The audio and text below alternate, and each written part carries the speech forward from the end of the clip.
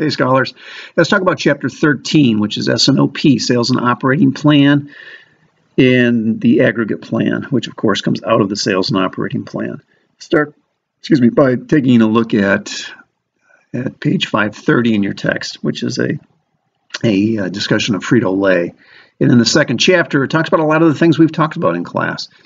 It talks about efficiency in the operation. It talks about utilization of your fixed cost. It talks about keeping variable costs down. It talks about break-even analysis. It talks about the relationship between demand and capacity, and a lot of critical things to operations management. So this plan, the Sales and Operating Plan, is an intermediate plan which runs typically 3 to 18 months. So 3 months into the future to 18 months in the future. What good does that do us, and how does that help us when we're trying to run an efficient operation today? Well, what it does is it allows us to plan for things versus react to things, things being perhaps changes in demand. If we've got a demand forecast that all of a sudden goes up and we've got 6 months to plan for it, then what we can do is we can say, all right, well, let's put a third shift on. Let's get people hired and trained 2 or 3 months before, so that they're going to be ready to go in X June when the demand is here and we've got to produce at that level. Or if demand is down for a few months, what it does is it allows us to perhaps say, okay, what we're going to do is we're going to drop our production a little bit, but we're not going to drop it way down to here. What we're going to do is we're going to produce more because the demand's going to go up 3 months later, and we're going to actually build up the inventory a little bit. So we're going to run the operation as close to 100% as we can, but we're going to build some inventory up, some finished goods inventory. So there's a lot of things that this plan does for us. It's critical in the life of really any operations manager. You hear the term S&OP any place you go, any factory you go into, and not so much in the service sector, but even to some extent in the service sector, and I think it's even getting to be more popular there. So let's go through a couple of critical things here in the book. As I said, the S&OP, it essentially does two things. It takes a look at the demand forecast. So where do we expect demand to be in the whatever term we're looking at, 3 to 18 months. And where does that come from? It comes from a lot of places.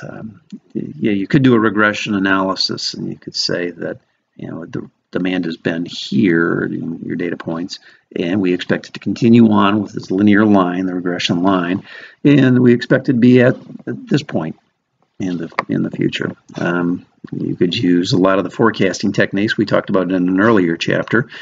You certainly have seasonality in a lot of products. We talked in the previous chapter, chapter 12, about producing barbecue grills. You primarily get your factory up and working about January to be ready for the May time frame with enough inventory so that places like Lowe's and Home Depot aren't going to run out of your grills. And that we talked about counter-seasonal products. We talked about jet skis versus snowmobiles.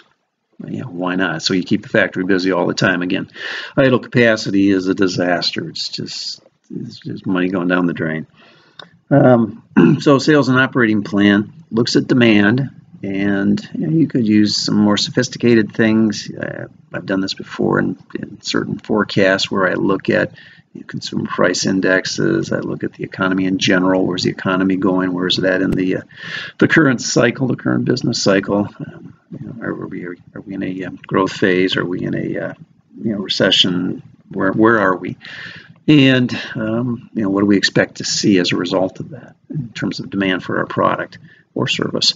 And so we're forecasting demand, and then we also look at our capacity. So what is our capacity to produce to meet that demand in an efficient fashion? Again, whether it's up or down from our capacity, we're going to plan for it and make decisions around it.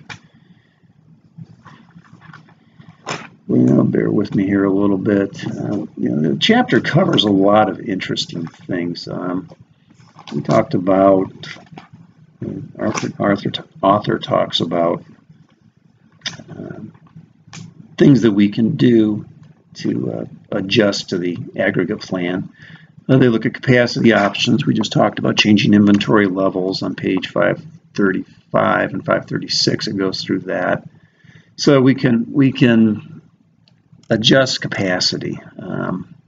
And we can vary our workforce. We can get part-timers. We can do subcontracting. There's a lot of things we can do to change our output. And then it looks at demand options. So, we don't have enough demand. What can we do? All the things that retailers have been doing since, for the last 150 years. You can reduce prices. You can do better marketing. You can increase prices if your demand is too high. You can take back orders. What's a back order? We're slow, or excuse me, we've been busy, and we're busy right now. What we can do is we can say we're gonna accept your order for this, but we're not gonna be able to deliver on that order for this John Deere tractor.